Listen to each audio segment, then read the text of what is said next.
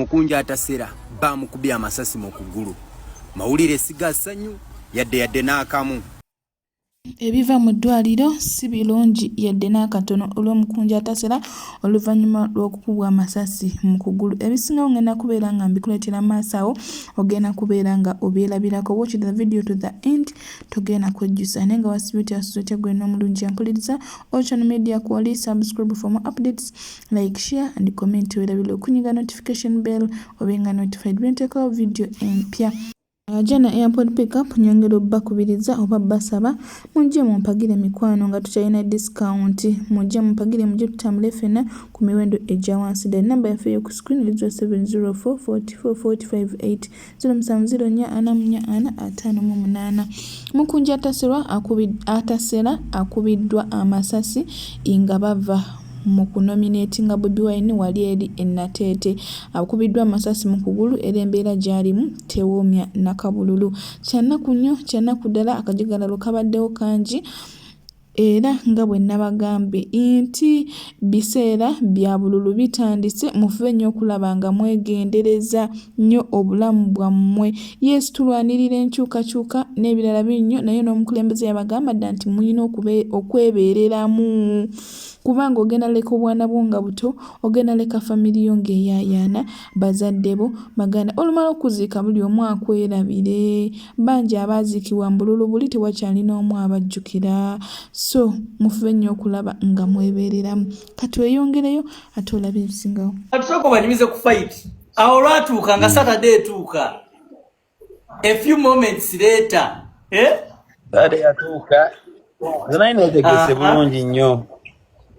Anyway, buli omu yali yeetegese. Nga olunaku lutuuse nga tewakyali kudda mu mabega. Watya, because waliwo abantu abo bagamba wali nervous mu video gye bakwata ng'oyingira MTN Arena.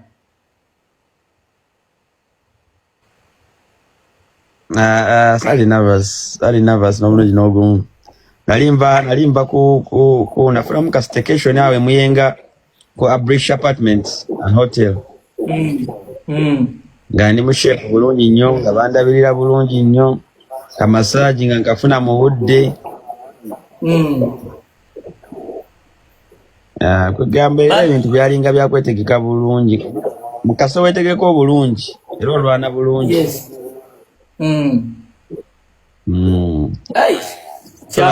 Fight nga ndi set training.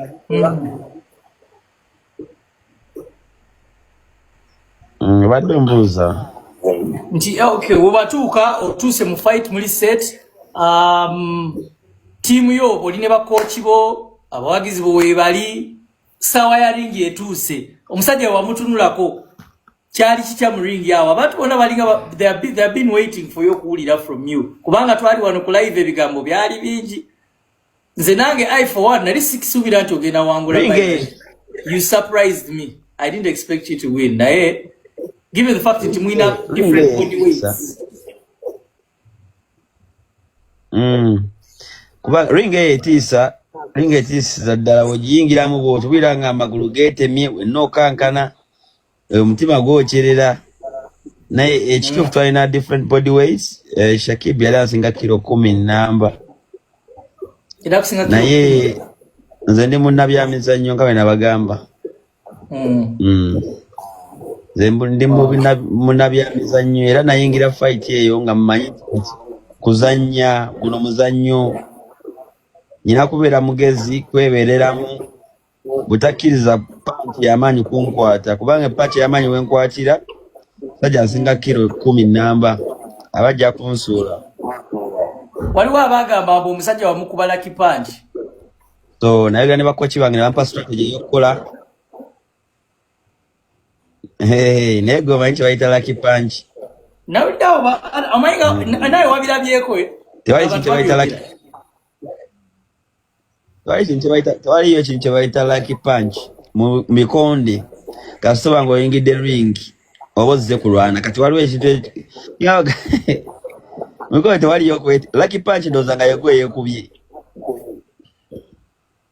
Buli punch mu kikonde mataliyo. Golo yonna kirina Kiranga mupiira oba goal emidde mutwe oba oli agukutte eba goal. So I think zekyaliwo nti Shakib namukwata off guard. Guard zaali teziriiyo. Oba wetegereza gundi eyo yaviirako knockout. Nasooka neteekayo guard eyo.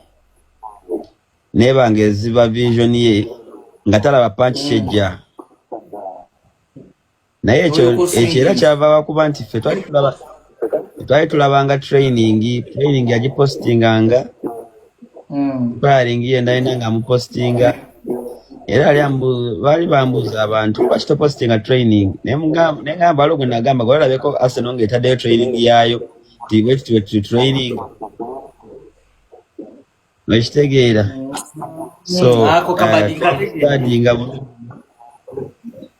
twamustudyinga bulungi nnyo kubanga byo training nga byoba ogenda ozanyeera. So twastudyinga bulungi nnyo ne ttiimu yange bakochi ne bagamba ekyokukola nembeera nzolwere nga nkimanyi era doza wegendereza nnyo buli panchi ey'amanyi yakasuka tewali panchi yankwata kuba nali ngisuubira okujja. Nali ngisuubira nga manyi ddi lwejja.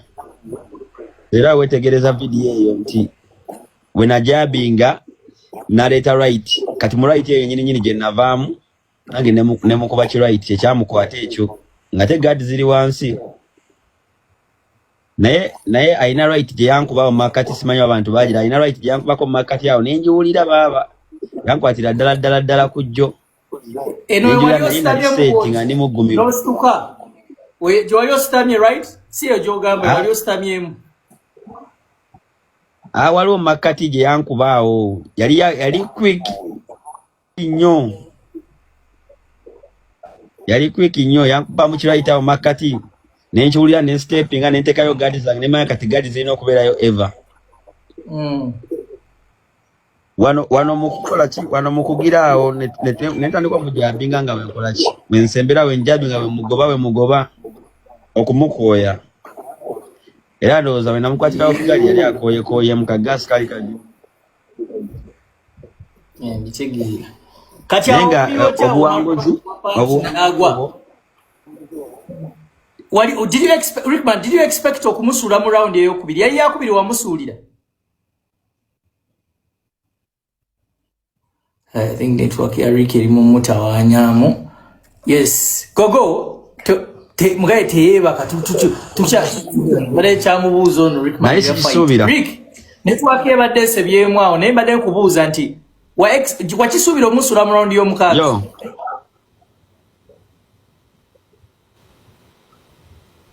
Nali sisuubira kumusuula mu round eyo naye nali nsuubira nti waliyo knockout naye nga yamaaso eyo ng'akooye nnyo. Yali badde maaso eyo ng'akooye nnyo kubanga strategy yaffe yali yakubeera nga tukola kituzannya mpola tumukooye atuke mu round eyo nga yakuna yakutaano abamaki abamasasi gennyini gaveeyo. Naye nafuna opportunity eyo ne patch nemukwata ate nga ali ku miguwa nga talina wasobola kukola singa panche yamukwata nga ali makati mu ring yandibadde asobola okusteppinga naddukamu awe n'aterera n'afuna balance naye yali ku miguwa. Manyi omuntu wabeera ku miguwa bakuba baba nga bakutayiza.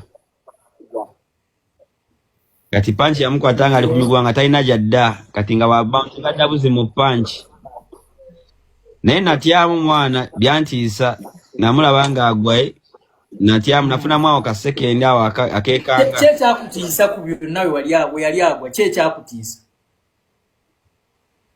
Just mwana moment eyo etiisaamu nalaba muyaaye maani nga neŋŋamba ekintu kyonna kyonna kisobola otuukawo natyamu awo 30 second. Wali omanyi omusse? Ekitengo kyankubamu mwana si byangu. Abaana bagase wano obuntu bwe few moments later. Simanyi oba obedde obulabako. Obedde ziri wano. Mbira naye mu sports ebyo bibaawo. sports wabeerawo omuwanguzi wabeerawo n'atawangudde ku olunaku nekyo kitegeeza nti oli atawangudde tamanyi gwe oba ng'owulira ng'olaba nti tamanyi nawe musabeemu olabe. So kakati waliwo promote yankubidde awo bamuta mwami Abitex omumanyi yaŋŋambye ayagala bawe miliyoni 10 abategekera match ayagala ategeka gwe ne Shakibu rematch then ategeke Golola ne Semata ategeke Golola ne Semata I think yaŋŋambye ne ngaba n'abaana baaliwo curtain raisers n'abalala ajja baga Jena airport pickup sijja kubasaba buwagizi bwammwe nsaba mumpagire nsaba munsupportinge mujje tutambule ffenna munzikirize nambuze family zammwe babalabe nga mulandinga munneesige mwabagala okukyusa ssente mujje tukyusa ssente tulina free wifi ate nga tulina n'ebyokulya mujje tutambule ffenna ku miwendo nga gikyali wansi ddala tulina discount togenda kugisanga walala wonna namba yaffe y'oku screen 0704 44 40 58 0704 44 58 Balinze.